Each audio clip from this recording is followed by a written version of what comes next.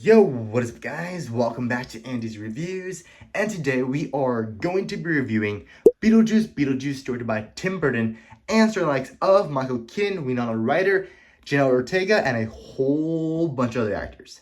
So let's get into it.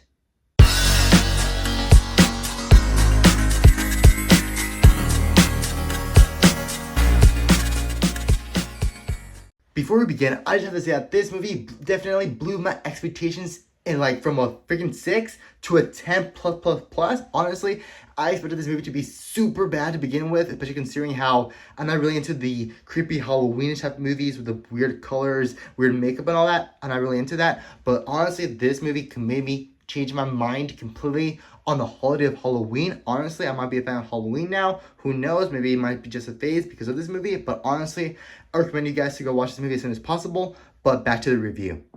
And of course, the first main thing that I thoroughly enjoyed about this movie has to be the amazing costumes and set design of this movie. Honestly, Tim Burton did an amazing job creating the world of the afterlife with a bunch of unique settings in the film, such as the place where we see a bunch of worms, the line where you have to wait to get a ticket in order to get into the afterlife. Honestly, the world building was absolutely incredible because of the sets that were created by the production design of this movie. And honestly, the makeup, costumes, and everything was absolutely perfect. I absolutely love the makeup for Michael Keaton's Beetlejuice, as well as his wife in the movie, aka his old wife from the olden days. And honestly, the makeup was absolutely incredible. Oh, and the prosthetics were also incredible. Honestly, the use of prosthetics in this film was absolutely really well done and was perfectly integrated with the use of CGI in this movie. And honestly, that has to be my first main pro of this movie.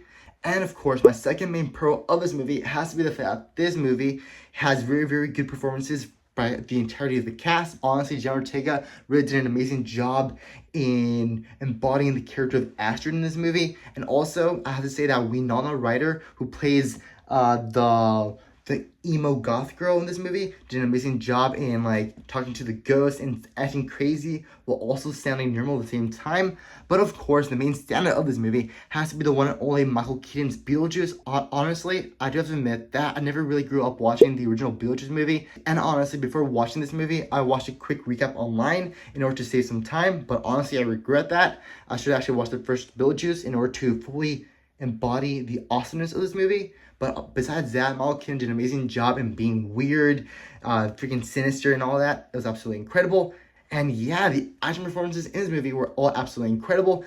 And of course, the third main thing that I thoroughly enjoyed about this movie has to be the weird soundtrack that Tim Burton and the composer of this movie were able to come up with. Honestly, the musical funky noises of Halloween with a weird bunch of noises and all that was absolutely super well done. And honestly, this movie was truly elevated by the composer of this film, aka this guy. And honestly, the score in this movie was absolutely unique, horrific, weird, bombastic, and pretty much really matched the tone and setting of this movie. And yeah, honestly, it was absolutely incredible. And of course, the fourth main thing that I thoroughly enjoyed about this movie has to be the amazing color palette, cinematography of this movie. I expected this movie to be very cheaply made with horrible cinematography and all that. But to be completely honest with you, I was blown away by almost every shot in this movie. Honestly, the dark scenes of where we see the house in a thunderstorm were all absolutely incredible. And also the color palettes of the awesomeness of the fall season of the world were all absolutely incredible. And honestly, I have to say that every frame of this movie was absolutely incredible and truly embraced the weirdness of the world of Beetlejuice. And honestly, this movie deserves to be bought on 4K Ultra HD whenever it comes out. And of course, the fifth main thing that I thoroughly enjoyed about this movie has to be the awesome pacing of this movie. To be completely honest with you, the pacing in this movie was absolutely incredible. You go from point A to B to C to D in a very seamless and orderly fashion. Honestly, the runtime of this film was absolutely perfect. The plot didn't drag whatsoever. And honestly, the pacing makes this movie 10 times better than what I expected. And honestly, I love the way that Tim Burton decided to let us, the audience, experience the vastness and incredibleness of the world of the afterlife for at least 30 minutes throughout the entirety of the film. Honestly, the afterlife was absolutely awesomely designed, and honestly, it really carried the entirety of the movie in my own personal opinion. And that's all I have to say for the pros. However, of course, that doesn't necessarily mean that this movie is without flaws. One of the things that I do not like about this movie has to be the fact that the villain in this movie is completely useless and just walks around from set to set in the whole entirety of the movie. So basically, we get introduced to the villain at the beginning 5 minutes of the movie, but besides that, the villain really has no dialogue throughout the entirety of the movie. So he just walks around from set to set looking for Beetlejuice because he is her ex-husband in the movie. And honestly, the villain was quite useless and barely had any dialogue in the movie. And I really couldn't correlate to her motivation to kill Beetlejuice, besides the fact that Beetlejuice killed her in the past life. Spoiler alert, holy crap, I'm sorry about that. I'm sorry. But back to the review, honestly, the villain was absolutely horrific and horrible, but I did love her prosthetics and her makeup with the staples on her head. It was all absolutely incredible. And yeah, honestly, the villain had a very, very awesome design. I just wish that Tim Burton and the writers of the movie could have delved more deep into her motivation and give her some cool, quotable lines, you know, like Thanos and all that. But honestly, the villain was quite forgettable, and yeah. And of course, the second main thing that I do not like about this movie has to be the fact that the movie decided to introduce a new theme about learning to live in the present and not with the future of the dead and all that, something like that. I believe it was something along the lines of, I should take the time to live in this world, in the world of the life, and not in the world of the dead. And honestly, I felt that that theme was introduced way too late into the movie. And honestly, I believe that Tim Burton and the writing team could have simply gotten rid of that line in the movie. And honestly, yeah, that's basically my only con with the themes of this movie. And yeah.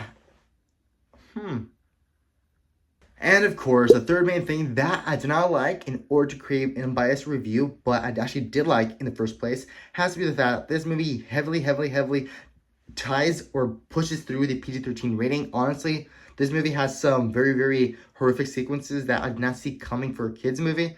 Honestly, this movie should have been a little bit rated R, but honestly, I see the way that Tim Burton decided to push the boundaries of the PG-13 rating. And honestly, if you want to take your kids to watch the movie, it's up to you. I would say that this movie deserves to be watched by people over the age of 9 or 10, to be completely honest with you, because of the blood and the nasty prosthetics and all that. But it's all up to you. You guys are the parents or family members. You decide and try to put it out there before concluding this review. And of course, the fourth main thing that I did not like about this movie has to be the fact that this movie has some minor sequences where the CGI is quite bad, in my own personal opinion. I don't know if that was a creative choice by Tim Burton. I just had to put it out there. Some scenes have awesome CGI, while others really have some lackluster CGI. But I do have to say that the use of practical effects in this movie was pretty incredible. But just be on the lookout for nasty CGI. And yeah, I just had to put it out there in order to create an unbiased review. And yeah. Well, there you have it. Please feel free to drop a comment down below in the comments letting me know your thoughts about this movie, or if you plan on seeing this with your family members and all of that. I would actually really appreciate that for community engagement. And don't forget to hit the subscribe button down below and leave a like on this video in order to help out the YouTube algorithm. And I guess I'll see all of you guys in the next video.